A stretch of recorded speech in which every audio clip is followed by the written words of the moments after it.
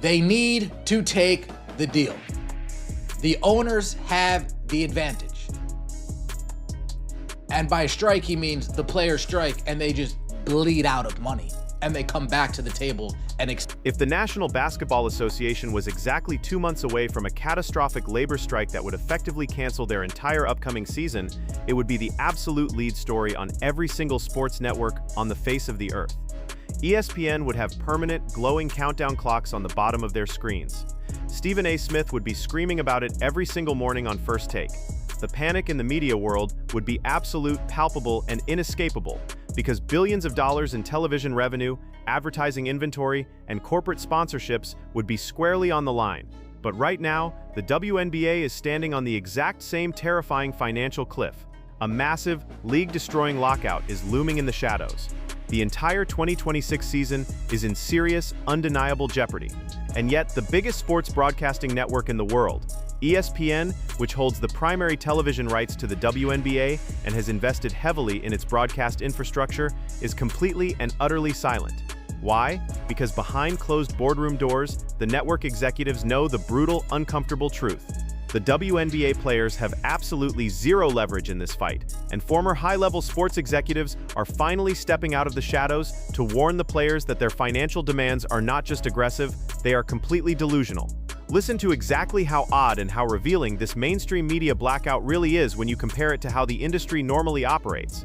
2 months away from starting their season, the NBA that's in bed with Disney, ABC, ESPN, that they wouldn't tell their networks to start talking about their league to get the word out to the public of what's going on.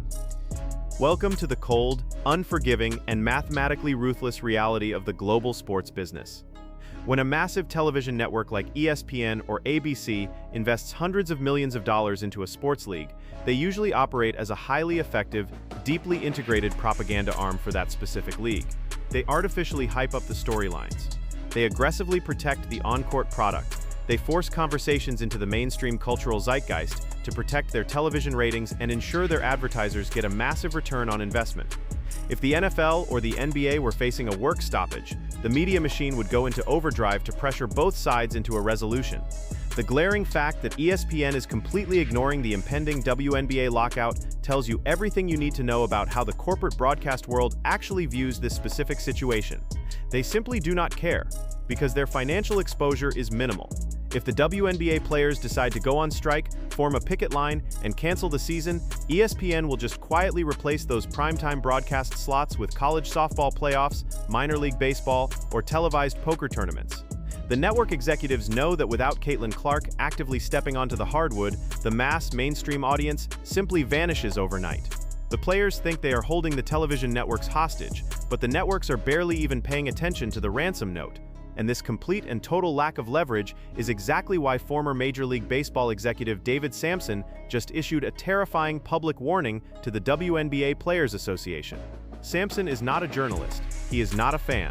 He is a ruthless, highly calculated former president of the Miami Marlins who spent over 2 decades navigating the cutthroat world of professional sports ownership, stadium financing, and collective bargaining agreements. He knows exactly how billionaires operate when their wallets, their equity, and their egos are threatened by a labor union.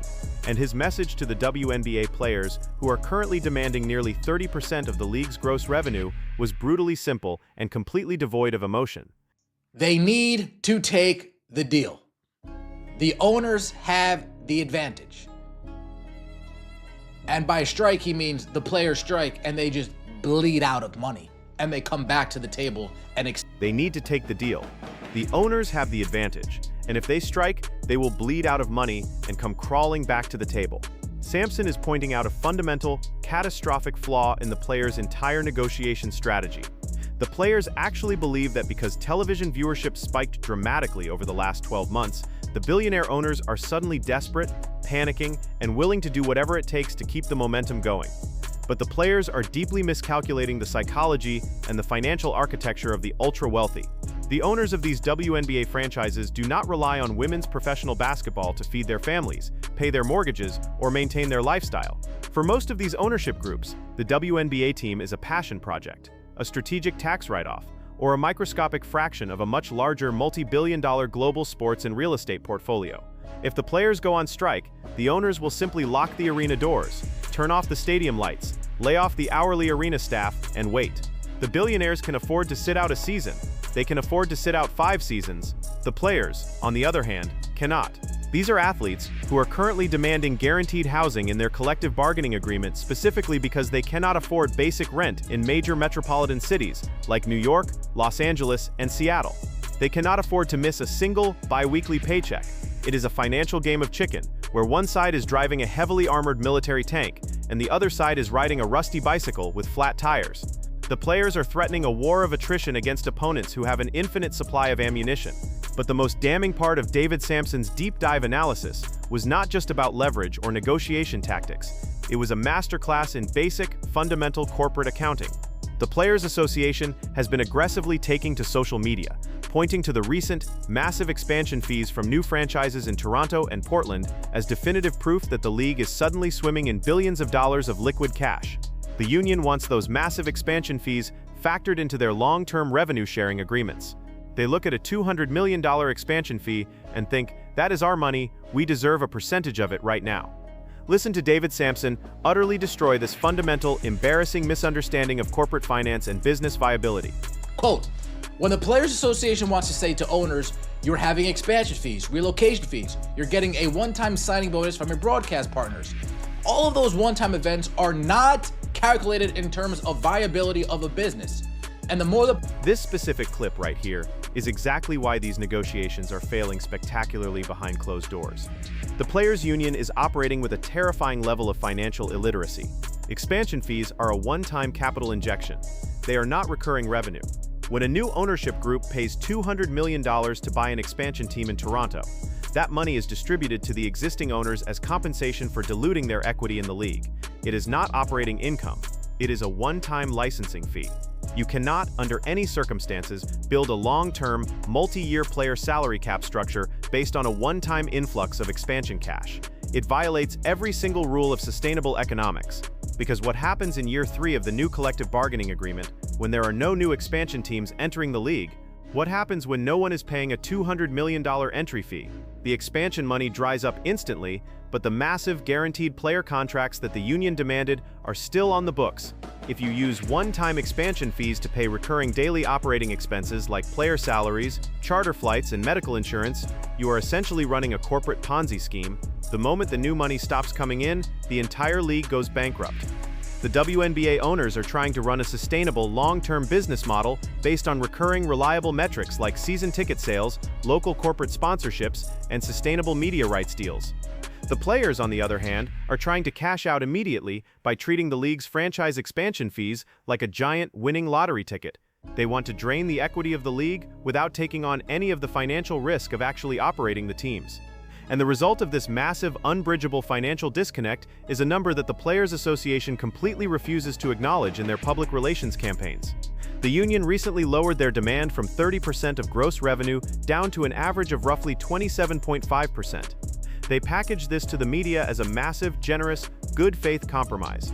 They expected the owners to celebrate this reduction, but the owners took that proposal, handed it to their accounting departments, ran the actual 10-year financial projections on that new 27.5% demand, and the results were completely, undeniably apocalyptic for the future of the sport. Ownership projections indicate the union's proposal could result in approximately $460 million in cumulative losses across the life of the agreement, which continues to be the major reason why a deal still seems some distance away. $460 million in cumulative projected losses over the lifetime of the agreement. Let that massive number echo in your mind for a second. The WNBA Players Union is essentially walking into the corporate boardroom, slamming a piece of paper on the mahogany desk, and aggressively demanding that the billionaire owners voluntarily sign a legally binding contract that will mathematically guarantee they lose nearly $500 million. It is absolute, sheer madness. No successful business person on the planet would ever sign that document. They would rather shut the entire league down and liquidate the assets than sign a contract that guarantees a $460 million completely unavoidable loss.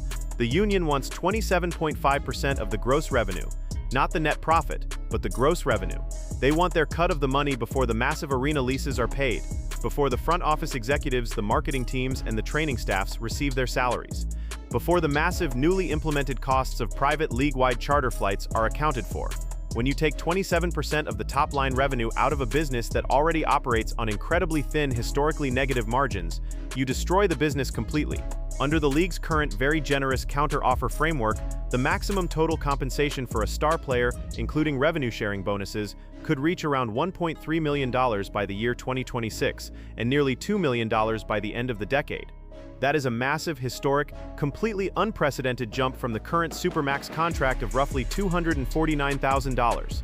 The owners are literally offering the players a pathway to unprecedented, life-changing, generational wealth.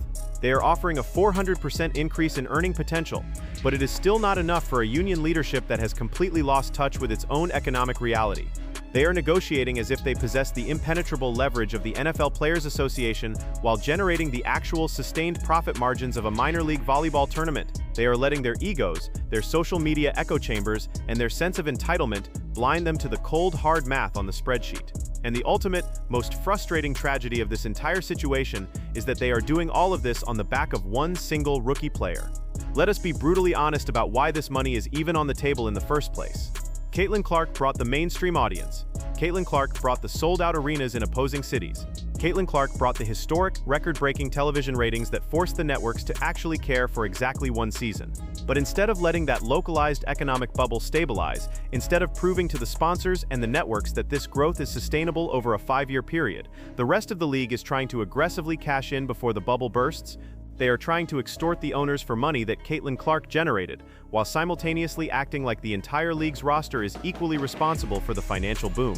If the WNBA players do not listen to experienced, ruthless executives like David Samson, if they refuse to educate themselves on the fundamental difference between one-time franchise expansion fees and actual sustainable recurring operating revenue, and if they stubbornly push this financial standoff into an actual labor strike, they will not win. They will lose everything. The billionaires will simply lock the arena doors, write off the losses on their corporate taxes, and go play golf. ESPN and Disney will quietly fill the empty summer broadcast schedule with alternative programming without batting an eye.